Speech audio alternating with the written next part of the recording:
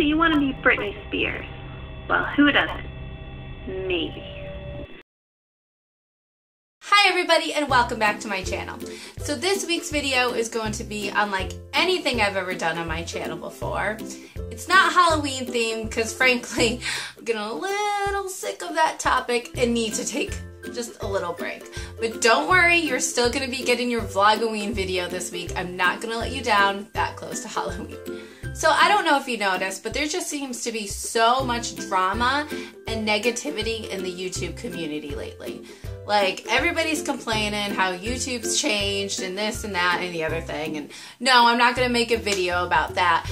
But it did get me thinking about my YouTube journey and why I started and where I am now and just kind of all the in-between and kind of just feeling like a failure with it all. So in this video, I just want to lay it all out on the table, all the things about YouTube that I've never talked about before, and just kind of get open and raw and vulnerable with you guys. Are you ready for that? Do you want that? This video is probably going to be like the longest one I've ever done, so get some snacks, get some popcorn. I'll wait and join me for this video and I'm going to spill all the tea. Now I've been wanting to make this video for a long time, but the timing just never really felt right. But I just recently hit 1,000 subscribers on my channel, so I kind of thought with that milestone, now would be the perfect time to share my YouTube journey with you all. There's just so much I want to share with you about my journey. I want to share with you why I started, times I've been bullied on the platform, times when I've just felt so inadequate and just like a failure with my channel, and just how to deal with burnout as a creator, because it's a very real thing. I also want to share with you how YouTube has impacted my relationships. There's just so much to tell. So I'm going to take you on my YouTube journey from 0 to 1,000 subs. So keep watching and I hope you enjoyed the video because it's quite a story. Now, I can't tell you the exact moment where I was like, this is it, I want to make YouTube videos. I just kind of always remember having that feeling of longing to make YouTube videos, but not sure how to start. It's like, this is scary. I don't know if I can do this.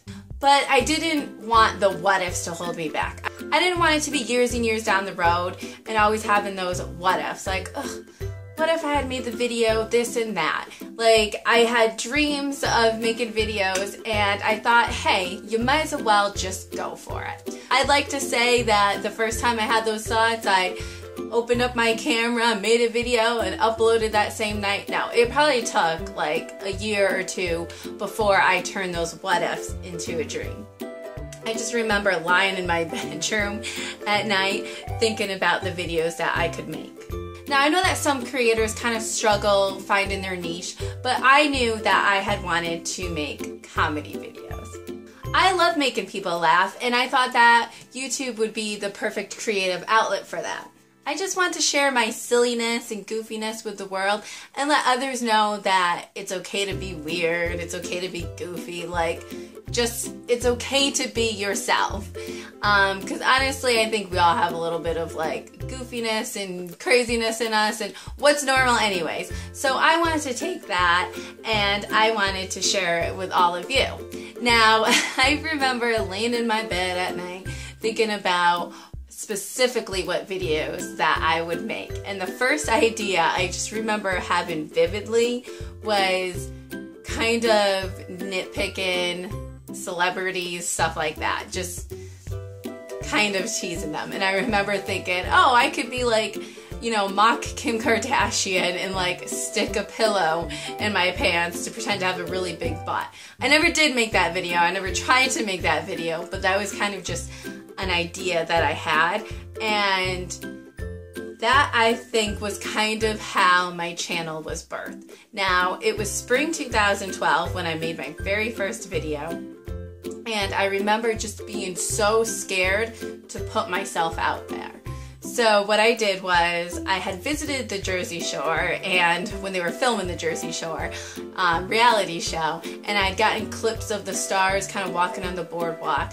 So I uploaded those clips to YouTube, and I was like, let's just see how those perform, because I don't have to be in them. I don't have to be vulnerable. And literally once I uploaded those videos, like, that was it. The spark had ignited. I was like, I can't wait. So I immediately sat down with my camera, and it was so bad. I was holding the camera. I didn't have a tripod. I was in the dark. There was no lighting. It was just, there was no editing. Like, I've come such a long way with how I make my videos. Like, I have lighting now. I have a tripod. Like, I try to do a little bit of a background at least. You know, I have software. Still record on my phone, but you know, can't change everything overnight. So anyways, yeah, so that first video was, oof, it was terrible. The idea was to do a how-to series. And again, I kind of wanted to do it mocking celebrities. So what I did was, my very first video was how to be Britney Spears. It was probably like a minute clip, maybe 2 minutes maximum, no editing, and really no rehearsal, just like done one take, like one and done, and I uploaded it.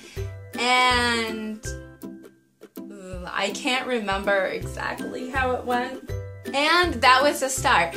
From there, I just remember uploading videos.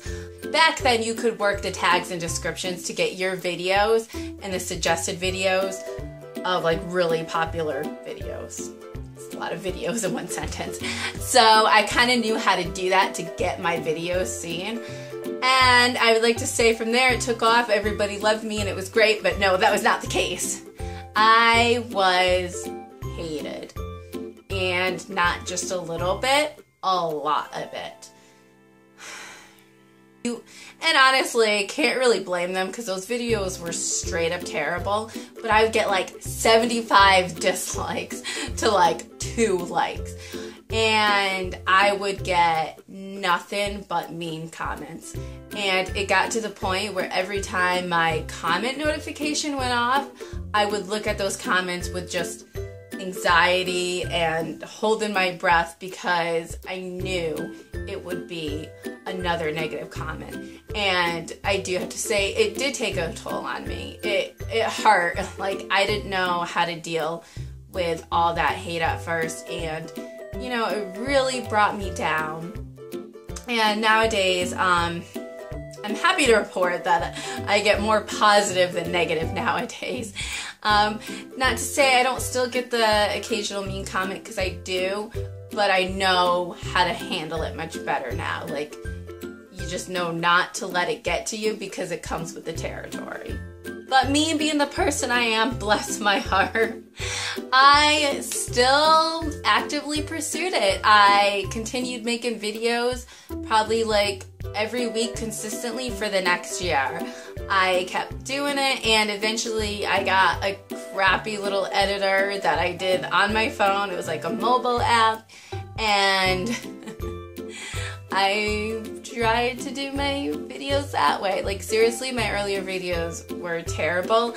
I literally just used to do them all in one take. I would write everything I wanted to say on the script. I'd memorize it. I'd try to maybe look at it during the video, but not let you know I was looking at it, and just say it all. If I made a mistake, and if I made a mistake, oh, it didn't get edited out. Maybe I redid the video again. Maybe I kept it in if it wasn't that bad. And it was terrible too, because I tried to upload from my phone, but I could never do more than a few megabytes at a time. So if you look back at some of my earlier videos, they're split into part 1 and 2, like maybe mid-sentence, because that was all I could upload at a time, just a few megabytes. So, fun fact. But, so that was how things went in 2012 and 2013. I was horribly uncomfortable in front of the camera, and I sucked, I'm gonna be honest, but I still persevered. Now, in 2013, shortly after celebrating my 1-year anniversary on YouTube, and it was literally like my 1-year anniversary because I made a little like montage video, I vanished. And I vanished for like a year and a half. Pretty much what happened was I had discovered the world of dated websites, and that sort of became my priority. That became my hobby, as bad as it sounds, meeting men. Not so lovely. But YouTube kind of just faded away as a passion, and I was like, meeting people was my new passion, which isn't that terrible, but it's, you know, kind of is. Maybe it's terrible, maybe it's not, but that was the truth. And I would say definitely during that time, you know, I don't want to say I lost my identity, but I kind of gave up something that was a passion of mine, and I definitely, you know, started to miss YouTube and think about it, and I was like, I want to get back to making videos, but I don't know how anymore. I don't know how to do it. So eventually it got to the point where I didn't have to worry about how to figure to get back on YouTube. Fate kind of took care of that for me because I got my heart broken and I was devastated. And to kind of deal with that, I threw myself into different hobbies that I thought would make me feel better. You know, I did scrapbooking, and then finally when I was starting to feel a little bit better, I was like, this is it. I'm going to throw myself back into YouTube, and I'm not going to let a guy derail me again. And I would say that it kind of did help mend the pieces of my broken heart. Like, I was able to distract myself and pick myself up again and start to feel better. I mean, it does sound kind of cheesy, but that was the truth. And I told myself that if I ever started dating somebody again, I would not let that interfere with YouTube. I'm like, I would still keep it as my hobby. I wouldn't push it to the wayside.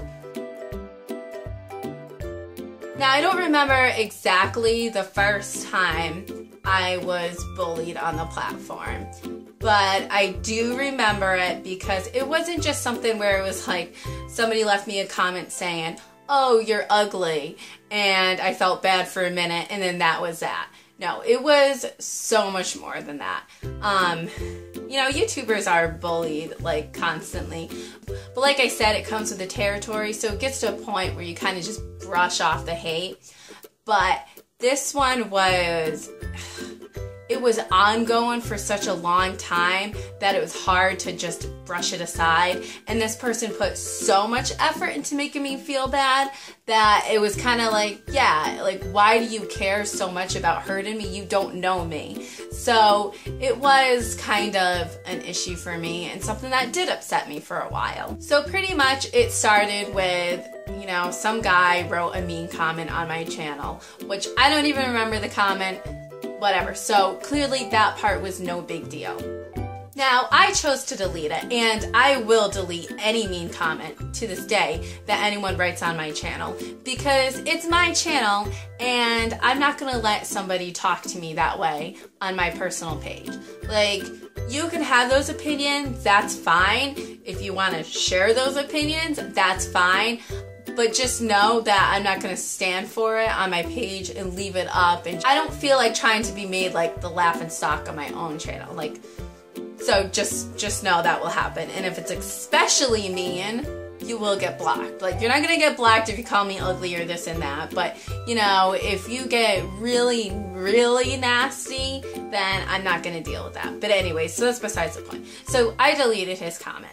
Now, this guy got completely butthurt about it. Like, I don't think most people would even notice if their comment got deleted, but I guess, I don't know. This guy really wanted to get a rise out of me or something. He was monitoring it and noticed his comment was gone and flipped out. So, instead of letting it go, I guess he cared enough that he chose to keep harassing me over it. And he actually made a hate video about me, just saying all kinds of nasty things, and I don't remember the particulars, but it was a nasty video, and I was like, why should I have to put up with this? So I did report him to YouTube for like harassment and bullying, and the video thankfully got taken down because, you know, why would, because it did. And the video did get taken down. Well, if this guy flipped out over me deleting his comment, how do you think he felt about having his video taken down? He didn't like that one bit. So what he did was he had his sister make another video about me. Now, I probably only watched just the intro of this video. I didn't get very far into it because finally I was like, I know what this guy has to say. It's not going to be anything good. Why do I want to subject myself to being hurt? Like, why do I want to put myself through the pain of hearing someone say all these awful things about me? I'm like, I don't really. So I clicked out of it and I chose not to watch it. But I did kind of monitor if the video was still there or if he had taken it down. And which was kind of sick about it was people that didn't even know me were liking the video. I mean, a lot of people, like the majority of people did stick up for me in the comments, but I don't understand how you can just encourage bullying, especially if someone you don't even know. Like, what reason do you even have? But I don't know if I reported that video or not, but eventually it did get taken down. So finally, thankfully, you know, after that video got taken down, maybe he took it down himself. Once his anger over me deleting his comments subsided, but finally that video did get taken down, like I said, and that was the end of that situation. Now, the other time I got bullied was a little bit more recent, and to be honest, I'm still kind of not ready to talk about it, nor am I exactly comfortable sharing it on my channel just yet, because I'm not entirely sure the person's not still monitoring me.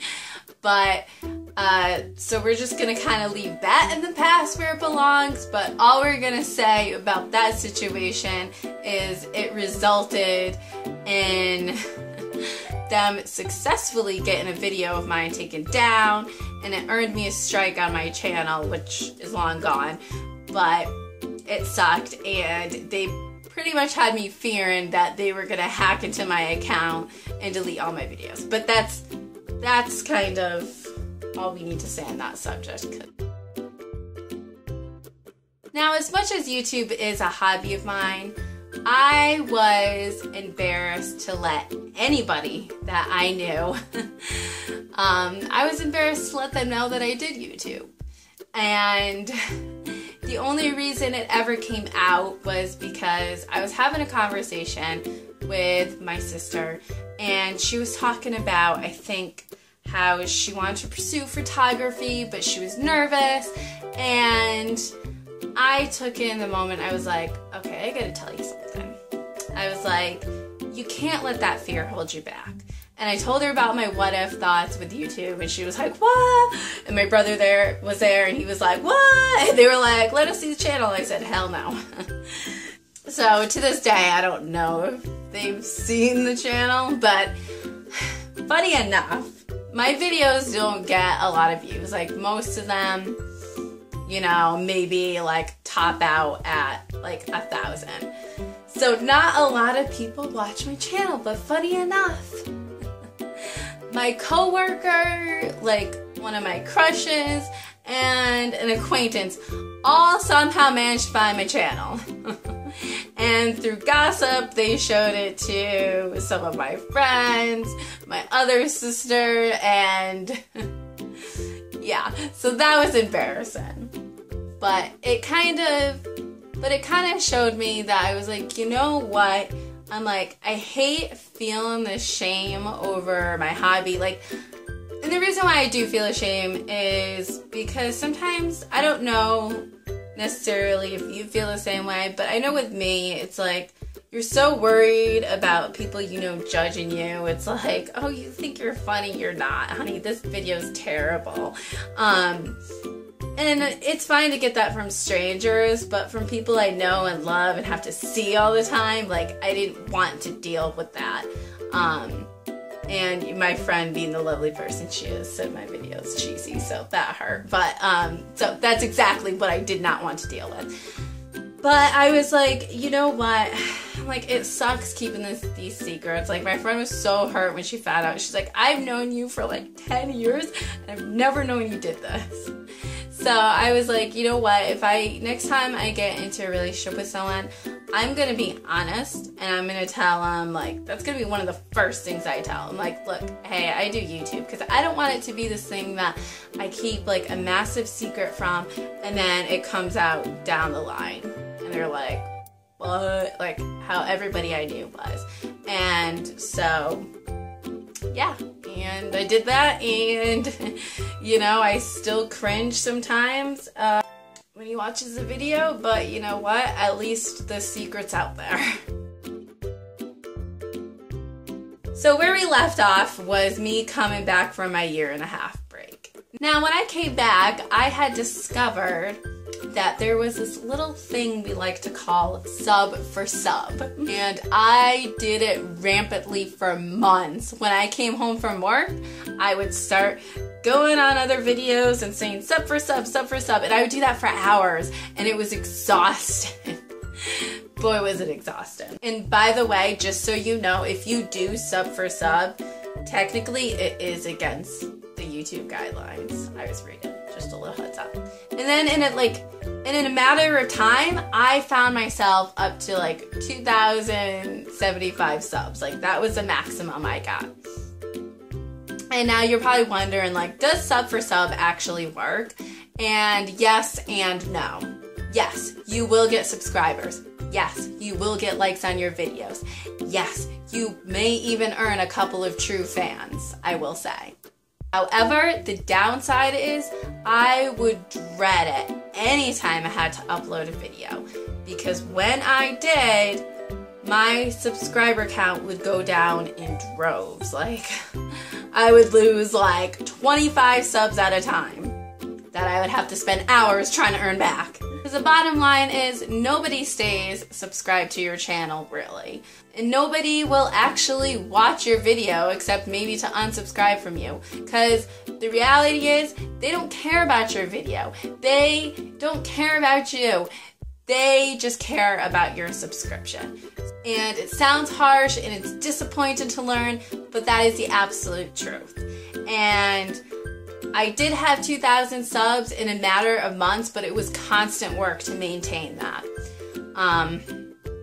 And maybe other people don't look at it the way that I did, but for me, when I saw that number, I wasn't happy about it. Because I knew that I hadn't earned it. I didn't work for it. None of these people really cared about me. I didn't feel good about it at all. Now that was my main channel, and I had earned like 117 subs on that prior to starting sub for sub. And I did have a second channel. It either had like 39 or 41 subs at that point. I don't know, I can't really remember. But just looking at my main channel, I just didn't feel good about that number. I was like, I didn't earn this. So I decided to abandon that channel and go to my second channel and start all over, because I wanted to earn those subscribers myself. And to this day, I refuse to do sub for sub. Like, if anybody asks me, like, no, I'm not doing it. Subscribe to my channel because you want to be subscribed, not because I'm gonna subscribe to you back. So I kind of did a little experiment with my second channel. I wanted to know how much I could grow my channel if I did it the honest way and I put the time and effort into trying to grow it, like, organically. So what I did was I started uploading every day. Like, that was my solution. Now, I'm not gonna say like, oh, the subs just started pouring in.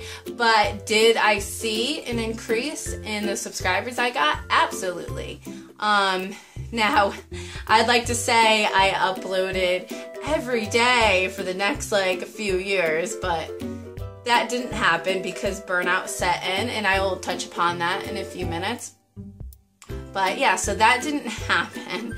But I absolutely did see an increase. I would say that first year, I got 500 subscribers in a year, which is very, very low. But compared to my numbers now, it is a difference. Once I switched to the weekly schedule, it took me another 2 years to get an additional 500 subscribers. And And like I said, I did just recently hit 1,000 subscribers, which you wouldn't know because I don't keep my subscriber count public, pretty much because I don't want to be judged on the numbers of subscribers that I have. I want to be judged by my content. I don't want someone to look at my channel and be like, oh, she only has 1,000 subscribers. Oh, she must really suck. Like, just come, watch my videos, judge for yourself. Now, the other thing I want to talk about is burnout. When I was posting daily, that was when the burnout really started to hit me. Because pretty much I was feeling the pressure to make a video every single day. Edit it and get it up all in a matter of a few hours. And it got to the point where I dreaded coming home from work because I knew how to make a video. And I hated my job, so that kind of says a lot. It was rough. Like, my arm and hand started tingling from spending hours on the computer editing my video. Like, I remember coming home one night and just feeling so sick and just wanted to curl up in bed. But I felt the pressure to make a video, so I got out of bed and I made that video. And those are some of the struggles that content creators face that people might not realize. You know, we get the hate. We spend hours working on a video. Like, even if you only see us for a couple minutes, guess what? We gotta set up before the video. We gotta think of what to write. We gotta glamorize ourselves. And then we have the post-production where we're working on that thumbnail. We're working on the editing. And if you're a content creator and you've ever lost footage or you've ever lost your editing process and had to start over again, you know how painful that can be. So there is a lot of work that goes into it. And the bottom line was I couldn't do it. I couldn't do it every single day. It was just too much for me. It's like, I have a full-time job. This isn't my job. This doesn't even pay me anything. So I can't spend all that time on it. You know, I found myself not enjoying YouTube anymore, so I decided to cut back down to once a week, and then I switched jobs. And it got even harder to do the weekly, which is sometimes why I might go a couple weeks between uploading, because during the week I get zero time for myself. Like, I only get like 2 to 3 hours when I come home at night to have for myself, and I don't want to spend that making a video. So sometimes when I have days off, I just want to chill out and veg. So some days I do kind of have to motivate myself to make a video, but once the cameras start rolling, I'm like, oh, let's keep filming, let's keep those cameras rolling, I'm having fun. You know, I do have those dreams where I wish I was super rich so I could quit my job so I could have more time to devote to YouTube, but that's just sadly not the case. So in the beginning, I talked about how sometimes I had those feelings of inadequacy, and that's kind of the last thing I want to touch upon because that's the rawest part of the story. And it's something that I still struggle with. You know, I see all these people that are so successful and I study how they do their videos and I put so much effort into mine and I don't understand why that doesn't translate. Like, to other people, I'm sure it's glaringly obvious, like, people don't want to see content about you eating a candy corn pizza. Maybe it's that. Maybe I'm annoying. I don't know. Like, I don't know what it is, but it's frustrating because, you know, of course they have those dreams where it's like, oh, it'd be so nice to have 1 million subscribers and make gobs of money off of YouTube, but no, it's hardly the case. It's like, I worked for 3 years to get 1,000 subscribers. 3 years. Like, that's sad and pathetic. And no offense to you if you have less subscribers and you've worked harder and longer than I have, but from my standpoint, that's where I feel inadequate. And it's kind of very frustrating to me because I feel like in other areas, you know, I don't have success in life. So it's just kind of like, oh, I, you know, fail at everything I try at. But anyways, it's not supposed to be that kind of video, so it is very frustrating and heartbreaking when you don't know what you're doing wrong and you don't know how to better yourself, and you have, like, I have come a long way. I'm way more comfortable in front of the camera, and I've definitely upgraded my equipment, and it's just not a payout. And according to Albert Einstein, the definition of insanity is doing the same thing over and over again and expecting a different result. So I feel like that's making me go insane, because I not really changed anything. I'm trying to change things, but the outcome is never the same. So maybe that's why I'm making this video, because it's a little more raw and I don't do that. But maybe at the end of the day, maybe it's just me. Maybe people just don't like me. You know, it is frustrating because YouTube is kind of my dream and my hobby, and you always see people saying, if you work hard enough at your dream, you can achieve it. And I'm like, I work super hard at this. I mean, maybe I could put in a little bit more effort. Like, I guess some of the big YouTubers spend hours and days on their videos, and maybe I don't put in that much effort, but I don't have the time like they do, because that's their full-time job. But anyways, so it is frustrating when everyone's like, if you work hard at your dreams, they can come true. And you're like, well, I am working hard and it's not coming true. I think the bottom line is either you have it or you don't. Maybe I don't have it. And it does hurt to feel like I'm not good enough, no matter how hard I try. So I guess the moral of the story is it's normal to feel inadequate. You know, I guess maybe from time to time, everybody kind of feels that way. Really, don't give up on your dreams. Keep chugging ahead, because that's what I'm doing, even though I don't always feel adequate when it comes to YouTube. I keep doing it even though sometimes I just feel hopeless, and it's so disappointing when you work so hard on a video and it just doesn't perform, which is a frustration that I know a lot of YouTubers do have, so it's not just me. You know, I have accepted that I'm never going to have 1 million subscribers. Doesn't mean I don't stop dreaming about it, but I do kind of accept that as my reality. Now, at the end of the day, I do still love YouTube, and I will continue to invest my time, energy, and money into it, so don't come away from it with the wrong impression, because I know I'm saying a lot of negative stuff, but I really do love YouTube, and it really is my passion and my hobby. You know, I have so much fun creating videos, editing videos, and I have so much fun entertaining you all and just sharing my personality with you, because I am a shy person, so it's hard for me to be like this out in the real world, and it's nice to be like this on camera, you know, where theoretically no one's watching me while I'm doing this, but then everybody's watching me later. It's crazy, I know. Now, at the end of the day, I'm still gonna make videos, because that's what it's all about. Doing what you love and sharing it with others who have that passion. And it really shouldn't matter if 1 million people watch my video or just one. And even if my videos only reach one person, well, that's one person that I have an impact on. And that's actually kind of nice and makes it all worth it. So that's my YouTube story. Like, it's kind of long, and I feel like I've told you a lot, but nothing at the same time. And I hope you enjoy that, but it's just something that's nice to get off my chest and share with people, because YouTube is not easy at the end of the day.